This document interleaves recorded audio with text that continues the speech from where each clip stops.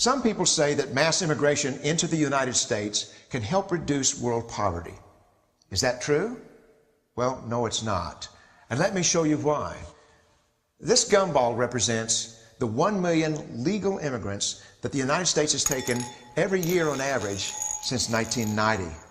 Now, who in the world deserves our humanitarian compassion?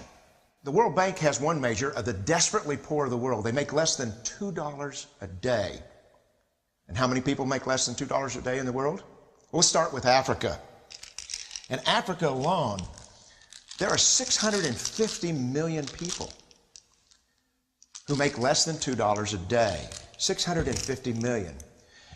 And in India, another 890 million people, desperately poor.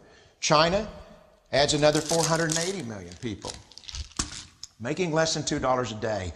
And unfortunately, the rest of Asia has a heartbreaking 810 million people who the World Bank says make less than $2 a day. And finally, there's 105 million of Latin America's population that are desperately poor. All told, the World Bank says there are 3 billion people in the world, 3 billion people who are desperately poor, making less than $2 a day. That's 3,000 gumballs. And every year, we take 1 million and suggest that we've somehow made a humanitarian difference. Of course, we don't pull our immigrants from these desperately poor populations, do we? These people are too poor, too sick, too disconnected to make it here as immigrants. We tend to pull our immigrants out of the better off poor of the world. And Mexico tends to define the type of immigrant that we bring here because the plurality of people come from Mexico. And Mexico is poor. How many people in the world live in countries that have average incomes lower than that of Mexico?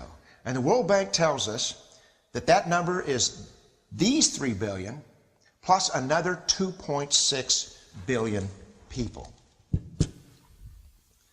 5.6 billion people in the world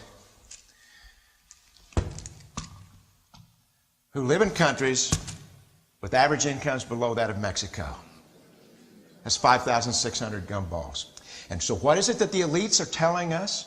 They're telling us that when we take this 1 million immigrants, that we somehow or another are tackling world poverty. And we have to do it regardless of the effect on our unemployed, the working poor, the most vulnerable members of our society, regardless of the effect on our natural resources. Even if we went by the most radical proposals in Washington, which are to actually double our immigration to 2 million a year, which would totally overwhelm our physical, natural, and social infrastructures, we couldn't make a noticeable difference. And we may be really hurting the impoverished people of the world because the 1 million that we do take are among the most energetic, often the better educated, certainly the most dissatisfied people that if they did not immigrate would be the agents for change to improve the lot of all the people in these countries. The true heroes in the global humanitarian field are the people in these countries who have the wherewithal to immigrate to another country, but instead stay in their countries, to apply their skills to help their fellow countrymen. Unfortunately, our immigration system tends to entice these very type of people to abandon their countrymen. The impossibility of making even a dent is actually worse than it looks here. Because last year, when we took 1 million immigrants, these countries added, births over deaths, 80 million more people into the impoverished populations. And this year, Congress is bringing in 1 million legal immigrants. And this year, according to the United Nations, these countries are expected to add another 80 million people. And next year, you can be quite sure that Congress, unless stopped by the American voters, will bring in another 1 million immigrants. And these countries, unfortunately, will be adding another 80 million people into these impoverished nations. We could take 5 million a year. But we'd never get ahead of what's happening in these countries. Not in this century. Don't you see?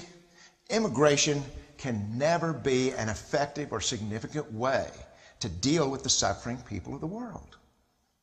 They have to be helped where they live. 99.9% of them will never be able to immigrate to a rich country. There's no hope for that.